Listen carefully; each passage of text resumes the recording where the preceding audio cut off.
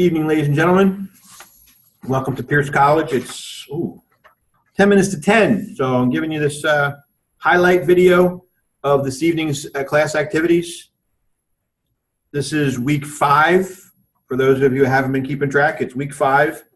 Keep in mind, those of you that have the second edition of the textbook, we are looking at chapter 4 in the second edition. So that's psychological and psychiatric foundations of criminal behavior. Those of you that have the third edition, this is chapter 5, same chapter, different day. There are some differences between the two books, but the basic content and what we're talking about is the same. The PowerPoint, which is available on the website, is from the third edition. So, it's basically just an outline. You really have to dig into the text to get more information. So we did, as usual, our current events discussion, looked at the news, talked about Bill Cosby, talked about, what other things are going on criminally in the region and around the world. We did a little review, looking at the information from the previous chapter, which was chapter 4 in edition 3. And I noticed that a whole lot of people didn't download that chapter last week. Keep in mind that if you have edition 2, you don't have this material at all anywhere. The one on biosocial and other contemporary factors is a chapter 4, which is only in the third edition of the textbook. So if you don't have it, you should download it right away. And you did not have to do, I mentioned this in a video before, you did not have to do the quiz in week 4, because the quiz that's in week 4 is based upon the material that we are doing this week. So basically you're skipping the quiz in week 4, but when you do the quiz this week, you're doing the one that's listed in week 4. Hopefully that makes sense, and then you're just going to go on. Next week you'll do the one that's listed for week 5, and so on to the end of the course, and then I'll have to figure out, whether to just give you the grade for the last one that's in the grade book or whatever, but that should get you through. All right, so we talked about any questions that anybody had about the biosocial issues. Most of you should have gotten your homework that you turned in last week graded already. I have like 2 people that I wasn't able to get to yet. I'll finish that up. But please make sure that you look at the feedback in all of your homework assignments and try to improve what you're doing and what you're turning in as you go forward. Now, those of you that are doing really well, you should be striving to do that much better. That's what we should all be doing. I personally am a lifelong learner, always trying to learn more about my field and about a whole lot of other things that I'm interested in. And hopefully you'll do the same. In order to be successful in the field of criminal justice, or pretty much any field, you have to have that motivated lifelong learner status. But again, the feedback is very important. We are in college, so the proper citation of your sources is very important in APA format. And of course, the fact that this is your work is very important. So it's not acceptable. It's not acceptable to be copying a full paragraph from a source, sticking it in as an answer to your assignment, and then citing it as if it was your own. You have to think and write your own answers, because the idea is that you understand and comprehend the material. And of course, if you don't, then we should be talking. Maybe I can help explain it to you, which we can do that in this setting, because in the classroom, people can actually ask, well, I'm reading this paragraph in the book and I don't get it. Can you explain it to me, Professor? Well, if you're sitting at home and you're having the same problem, then reach out to me from any of the means that you can use. If you're doing your work at 3 o'clock in the morning, well, then send me an email or send me a message in the Dropbox. And when I get up the next day and I review my email, which I try to do first thing, even before I walk downstairs to have breakfast, I've been lately going in and checking the email first, just in case there's anything urgent that needs to be addressed. So whenever you're working on it, if it's appropriate to call, send a text. College loves the Dropbox, because then there's a paper trail that you can say, hey, I sent Professor Plunkin a message. He didn't respond. Well, if it's in the Dropbox, there's evidence, and that would be on me, obviously. And if I did respond, well, then I'm doing my job, right? All right, so chapter 4, we did that. That's chapter 4 from edition 3. Again, that's downloadable from the website, because if you don't have edition 3 of the textbook, you do not have that chapter. So you really need to take a look at it. This week, again, we're looking at psychological and psychiatric foundations of criminal behavior. I just told you which chapters that are. In edition 3, it's chapter 5. Edition 2, it's chapter 4. And we went through that material. We had a lot of discussion. I actually showed a video on psychotic killers, which covered Ed Gein, Gary Heidnik, Arthur Shawcross, and a couple others. And basically what we could see here is how their psychiatric disorders impacted their criminal behavior. And what we also found out, which is something that we stressed throughout the entire course, is there wasn't just one factor. There was a multitude of factors, a combination. And one of the doctors in the video showed that there were 3 factors. And I will tomorrow, when I do the lecture portion for you, include hopefully a link to that video so that you can watch it if you will. There's tons of them out there. There's all these documentaries that came from A&E and Discovery Channel and ID and all this stuff that are out there.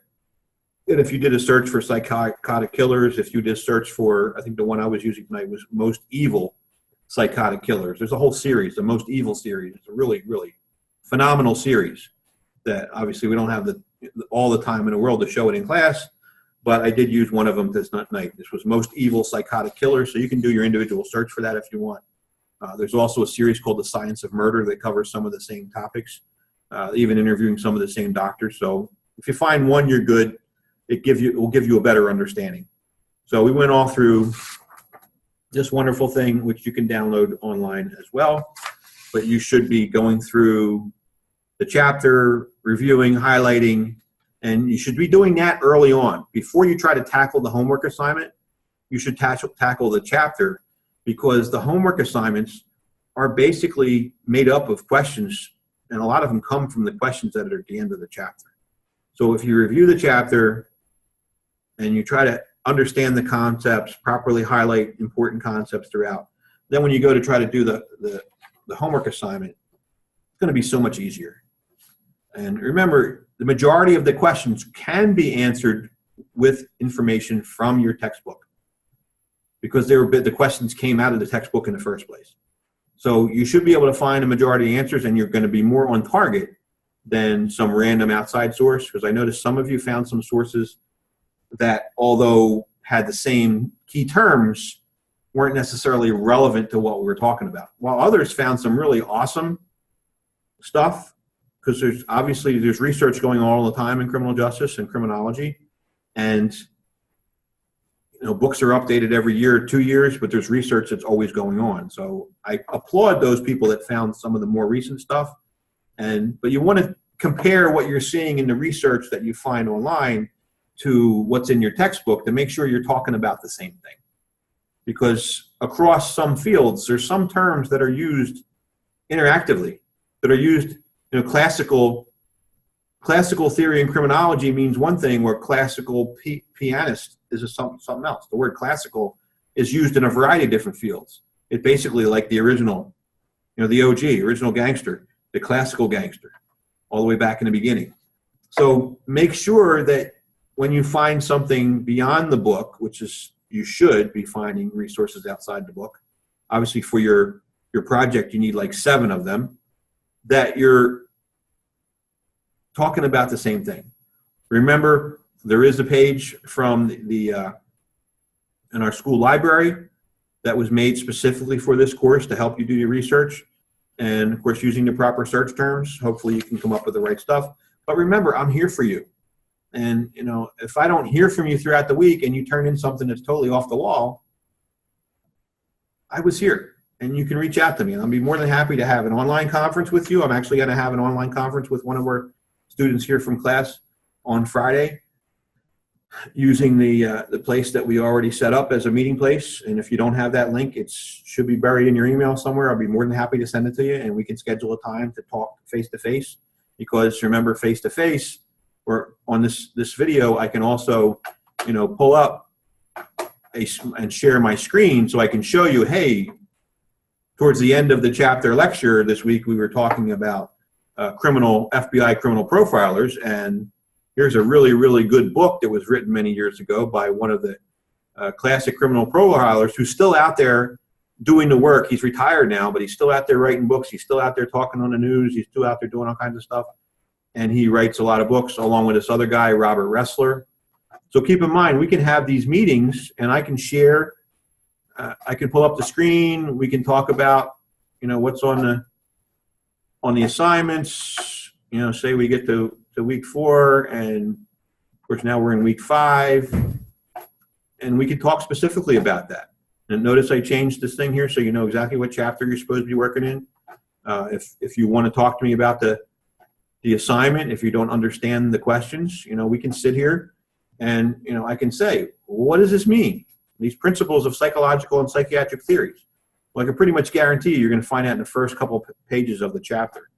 But if you don't understand these things, we can talk about it. Interestingly, this question's here, and it is not in the PowerPoint, and I have to go check the chapter to see if it's actually there. For some reason, it's not discussed. I know that I've taught this course many times at another school, and it's very important. McNaughton rule applies to insanity. It's a rule that basically says that in order to be responsible for your crime, you have to either know what you were doing and know that it was wrong. If you don't know what you were doing or you don't know that it was wrong, then you might be considered legally insane and not be convicted. Some places have guilty mentally ill, others have not guilty by reason of insanity.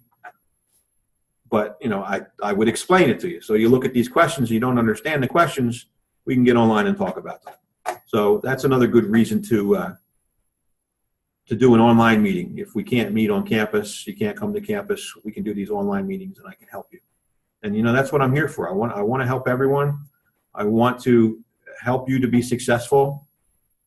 But you need to reach out to me if you need that help, because I can't be tracking you down. I've sent messages to people with regard to some of the assignments and the help and what you need to do, and then I haven't seen any improvement in the following week. So it's very important that you take the notes to heart because you need to improve. All right, so we went through that chapter, and we're going to do that tomorrow online. You'll see we discussed a lot of cool stuff. Like I said, I showed a video first, both the psychotic killers video and also some short video of Eileen Wuornos, who's one of the very few female serial killers in our country. She was also the person that the movie Monster was based upon, with I believe Charlize Theron played the character. So that's an interesting one too if you look her up. She killed 7 men. She was a traveling prostitute, picked up guys, basically like truck drivers and other guys in truck stops and whatnot, and then she shot them dead, claiming that they were trying to hurt her, so she was defending herself. She received a death penalty in the state of Florida for her 7 murders. So her story didn't fly. All right, so where are we? That's basically what we did tonight. We did a lot of discussion in between. If you want to see the outline of what we were planning to do tonight, it's right there. Again, the discussion questions are similar to what you already have in your discussion. And please make sure that you do some thorough research. Don't just try to answer it out of your head, because that's not what it's all about. We're about learning more stuff and about finding out, what is criminology all about? What are the causes of crime? What are the theories that have been put out there over the years? What's been shot down? And that's the other got to look at that too. Some people didn't go into a lot of detail in their homework assignments. You need to go in a great amount of detail. A sentence or two is not enough. And a sentence or two that you copied from somebody else is 0. So we really need to put into it. Some of you are doing a fabulous job, and there's others that I think are having some problems understanding some things and maybe need a little help, and I'm willing to help you. And then there might be a couple that I'm not so sure if you just don't understand the rules or you're purposely not following them. But for your success, we need to do it right, and we need to make sure that if you need help, call me. All right, I think that's all there is. Again, you have the week 5 assignment that'll be due next week. The quiz for this week, the quiz that goes along with the material in this week is actually the quiz that was posted for week 4. So if you've done it already, you may find that you do better after you review the material for this week. And then every week going forward, the quiz that is appropriate for the material that's covered is actually the week before.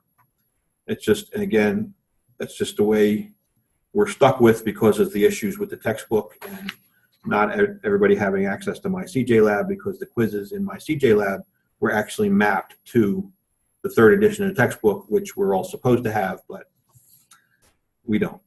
So, and again, I apologize. Was not my doing, and that's why I'm trying to be, as helpful as possible and trying to teach from 2 different textbooks at the same time so that we make sure that everybody gets what they need. Okay? So, thank you very much. I hope you're enjoying your evening. I have to go catch a train and find my way home to my wonderful family. And I will, again, I'll be posting stuff tomorrow for the lecture for those of you that want to watch. If you're a real good study person and really good with your book, you're going to get this, you're going to get as much out of your book or more out of the book, because the book goes into a great more detail than I have time to on a video, unless of course you want to watch 12 hours worth of video. All right. So everybody have a wonderful evening. Thank you. Bye-bye.